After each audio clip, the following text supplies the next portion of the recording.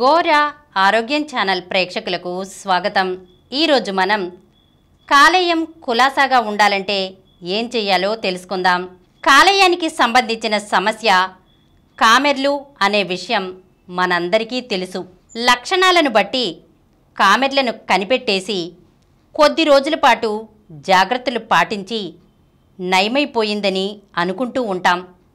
కానీ ఎన్నో రకాల కాలేయ వ్యాధులు కామెర్ల రూపంలోనే బయల్పడుతూ ఉంటాయి.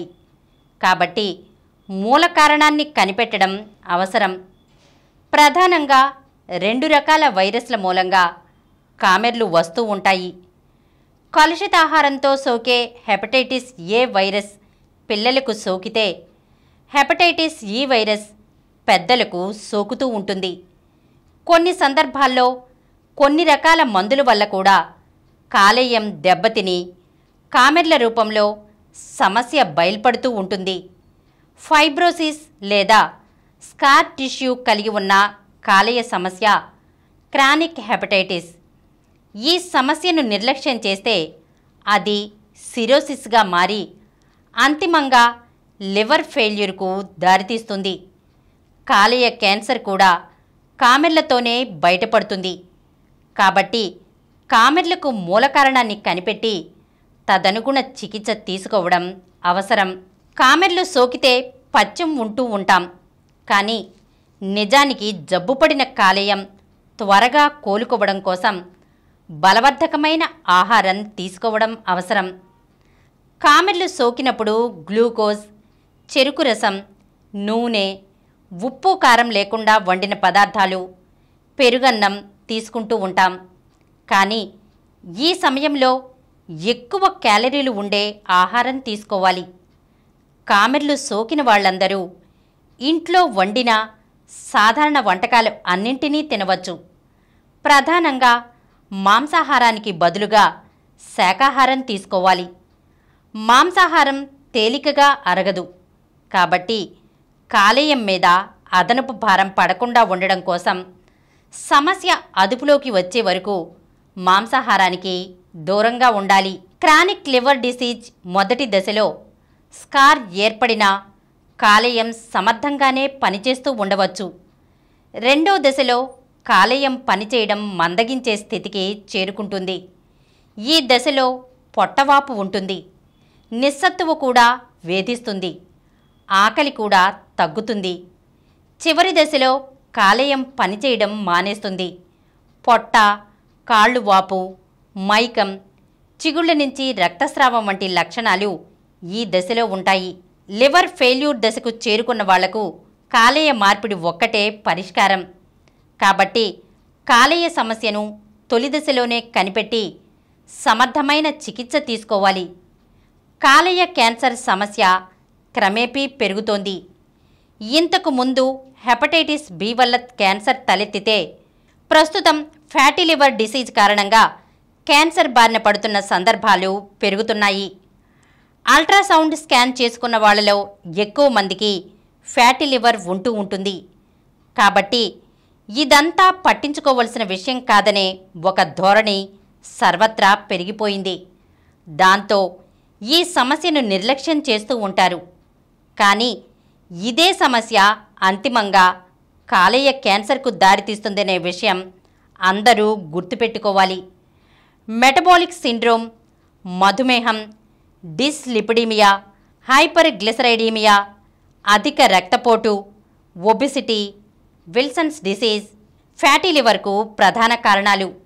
కాబట్టి ఫ్యాటీ లివర్ క్యాన్సర్కు దారితీయకుండా ఉండాలంటే అందుకు మూల కారణాలను సరిదిద్దుకోవాలి. అధిక బరువును ఆహార నియమాలతో, వ్యాయామంతో తగ్గించుకోవాలి. అయితే బరువు తగ్గడం కోసం నచ్చిన డైట్లను అనుసరించే వాళ్ళు ఉంటారు. కొందరు fruit diet, millet diet, intermittent fasting, keto, paleo ఇలాంటి డైట్లను దీర్ఘకాలం పాటు కొనసాగించడం కష్టం. కాబట్టి వీటికి బదులుగా హైపోక్యాలరిక్ డైట్ అనుసరించాలి. ఉదాహరణకు 10 నుంచి 15% అదనపు బరువు ఉన్నవాళ్ళు రోజులో తీసుకునే ఆహారంలో 300 నుంచి 500 కిలో క్యాలరీలను తగ్గించుకోవాలి.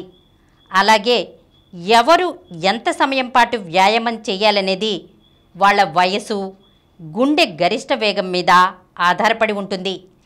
వారంలో 150 నుంచి 180 నిమిషాల పాటు కార్డియో వ్యాయామాలు చేయాలి.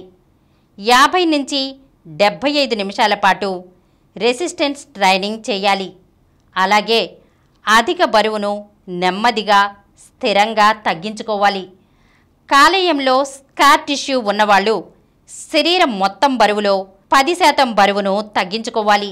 ఉదాహరణకు 100 కిలోల బరువున్న వాళ్ళు 6 నుంచి 9 నెలల వ్యవధిలో 10 కిలోల బరువు తగ్గడం లక్ష్యంగా పెట్టుకోవాలి.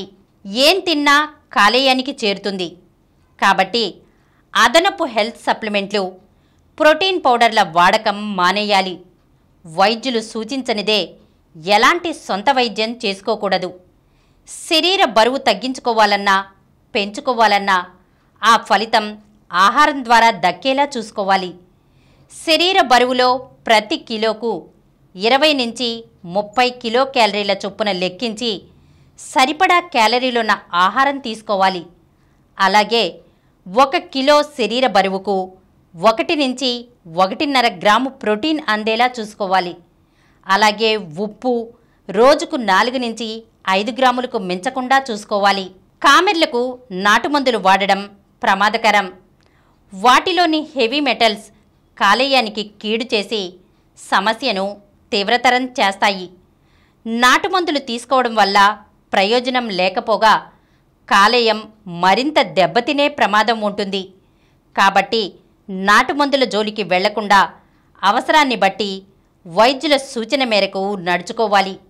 ఒకవేళ పదే పదే కామెర్లు వేధిస్తున్నా, నిస్సత్తువ, ఆకలి మందగించడం లాంటి లక్షణాలు కనిపిస్తున్నా కాలేయ వ్యాధిగా పరిగణించి వైద్యులను ఆశ్రయించాలి. ఈరోజు మనం కాలేయం కులాసాగా ఉండాలంటే ఏం చేయాలో తెలుసుకున్నాం కదా. మరొక అంశంతో మళ్ళీ కలుద్దాం.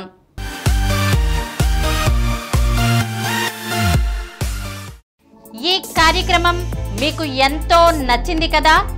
ఇటువంటి మరిన్ని వీడియోల కోసం అనతి కాలంలోనే 20 కోట్ల వ్యూస్ సాధించిన డాక్టర్ సమరం మల్టీ ఛానల్ నెట్వర్క్ సమర్పించు గోరా ఆరోగ్యం ఛానల్కు సబ్స్క్రైబ్ చేయండి, లైక్ చేయండి, మీ ఫ్రెండ్స్కి షేర్ చేయండి.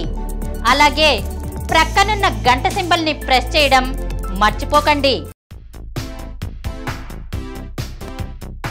Please download Samaram Channels app from Google Play Store and watch your favorite channels. Click the bell icon and subscribe to the channels.